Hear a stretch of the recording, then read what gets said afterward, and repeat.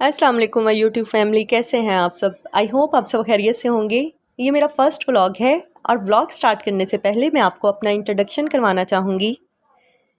मेरा नाम है सना उस्मान और मैं एक वर्किंग वीमेन हूँ। मेरा दी एक्सीलेंट पब्लिक स्कूल के नाम से एक स्कूल है जिसे मैं पिछले 7 साल से रन कर रही हूँ। मेरा व्लॉग्स बनाने का मकसद सिर्फ इतना है कि मैं आपको स्टडी के हवाले से अच्छा गाइड कर सकूं और मैं अपनी डेली रूटीन आपके साथ शेयर करूं, जिससे आपको पता चले कि एक वर्किंग वीमेन किस तरह अपनी जॉब के साथ साथ अपने बच्चों और अपने घर को मैनेज करती है। अगर आप मेरे चैनल पर पहली बार आए हैं तो प्लीज़ मेरी वीडियो को लाइक और मेरे चैनल को सब्सक्राइब करें। इंशाल्लाह आपको मेरे चैनल पे बहुत कुछ सीखने को मिलेगा। मैं अपने घर का काम खुद करती हूँ क्योंकि हेल्पर्स के काम से मैं सेटिस्फाइड नहीं होती। वो बहुत जल्दी में काम करती हैं, उन्हें जल्दी जल्दी काम फिनिश करके दूसरे घर जाना होता है। इसलिए मेरी कोशिश होती है कि मैं अपने घर का काम खुद करूँ। हाँ, अगर ऐसा हो जाए कि कभी स्कूल का काम ज़्यादा हो, मैं थक जाऊँ या मेरी तबीयत ठीक ना हो, तो फिर मैं किसी हेल्पर को बुला लेती हूँ, लेकिन मैं परमानेंट नहीं रखती।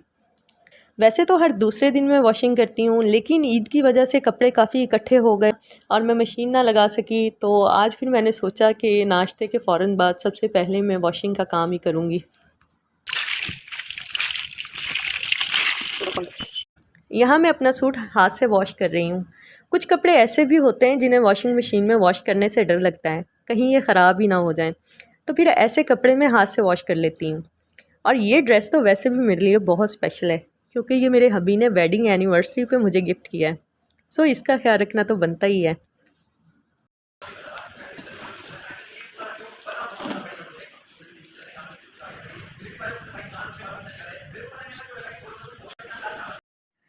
यहाँ मैं स्टेयर्स वॉश करने लग गई। मशीन में कपड़े डालने के बाद मैं इसी तरह और काम भी कर लेती हूँ। फिर ये होता है कि एक ही टाइम में 2 काम हो जाते हैं। जितनी देर में कपड़े वॉश होंगे उतनी देर में घर की सफाई भी काफ़ी हद तक हो चुकी होगी। हमारा घर रेंट पे है, तो इस वजह से हम कोई कंस्ट्रक्शन वगैरह का काम तो घर में करवा नहीं सकते। हाँ, घर को साफ़ ज़रूर रख सकते हैं। सो इसलिए मेरी कोशिश होती है कि जितना भी हो सके मैं घर को साफ़ रखूँ। रात आंधी आने की वजह से घर काफ़ी गंदा था। सीढ़ियों में मैंने सरफ़ वाला पानी डालकर ब्रश को अच्छे से रब किया और फिर मैंने साफ़ पानी गिरा के वाइपर के साथ सीढ़ियों को साफ़ कर दिया। हमारा ये घर 10 मरले पे है, तो डेली मैं इसकी डीप क्लीनिंग नहीं कर सकती। सो मुझे लगता है कि इस घर का जो एरिया ज़्यादा गंदा है उसे मैं अच्छे से डीप क्लीन कर देती हूँ और बाकी को जल्दी जल्दी साफ़ कर देती हूँ। मेरे बच्चे अभी छोटे हैं, अभी वो मेरी प्रॉपर हेल्प नहीं करवा सकते, लेकिन मैं डेली अपने बच्चों से छोटे छोटे काम लेती रहती हूँ ताकि मैं उनको काम की आदत डाल सकूँ। औरत जितना मर्ज़ी कमा ले, जितनी मर्ज़ी काबिल हो जाए, फिर भी उसको घर का काम तो करना पड़ता ही है। और लड़कों को भी घर का काम आना चाहिए ताकि लाइफ में अगर उन्हें घर का काम करना पड़े तो मुश्किल ना लगे। और अपना काम अपने हाथ से करना सुन्नत भी है और इंसान एक्टिव भी रहता है।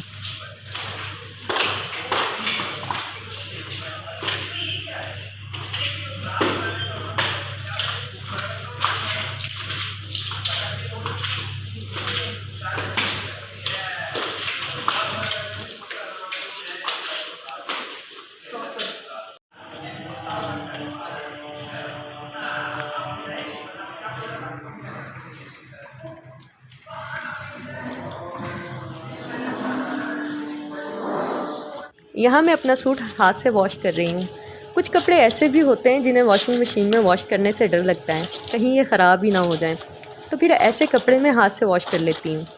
और ये ड्रेस तो वैसे भी मेरे लिए बहुत स्पेशल है क्योंकि ये मेरे हबी ने वेडिंग एनिवर्सरी पे मुझे गिफ्ट किया है। सो इसका ख्याल रखना तो बनता ही है।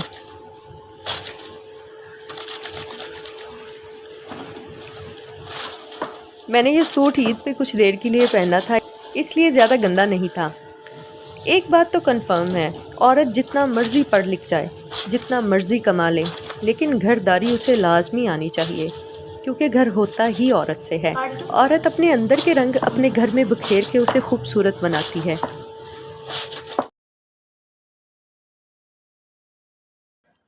ब्लैक सूट को हमेशा उल्टा करके सुखाएं ताकि मिट्टी के दाग वगैरह सूट पे ना पड़े। मैंने आप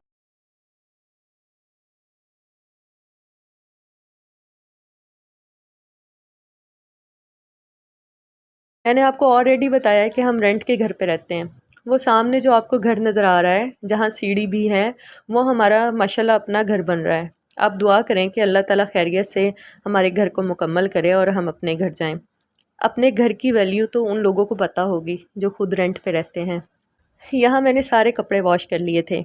अपने घर जाएंगे तो ऑटोमेटिक मशीन भी लेंगे, इससे मेरा ये वॉशिंग का काम आसान हो जाएगा। फ़िलहाल तो ऐसे ही वॉश करूँगी कपड़े जब तक अपने घर में नहीं जाती, क्योंकि शिफ्टिंग के दौरान अक्सर सामान टूट जाता है और शिफ्टिंग भी बहुत मुश्किल हो जाती है। जितना सामान होता है शिफ्टिंग करना भी उतना ही मुश्किल लगता है।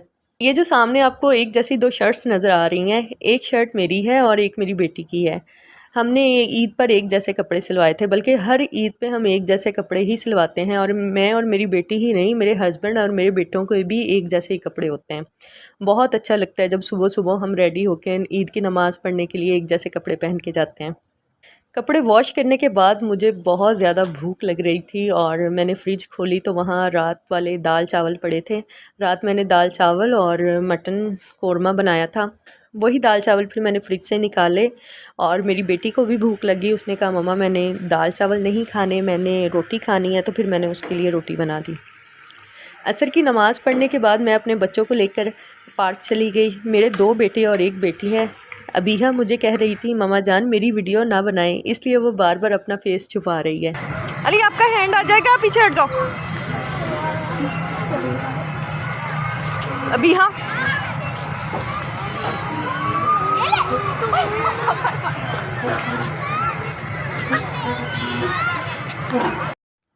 ये मेरा छोटा बेटा अली है। इसने पार्क आते ही फ्लावर्स तोड़ लिए। पार्क हमारे घर के करीब ही है। बाय वॉक हम 10 to 15 मिनट्स में पार्क पहुंच जाते हैं। मैं अक्सर अपने बच्चों को शाम के वक्त पार्क ले जाती हूँ, कभी कभी मॉर्निंग वॉक के लिए भी पार्क ले जाती हूँ। इस तरह ये होता है कि इनकी वॉक भी हो जाती है और ये जो स्क्रीन को बहुत ज़्यादा टाइम देते हैं तो वो टाइम भी कम हो जाता है।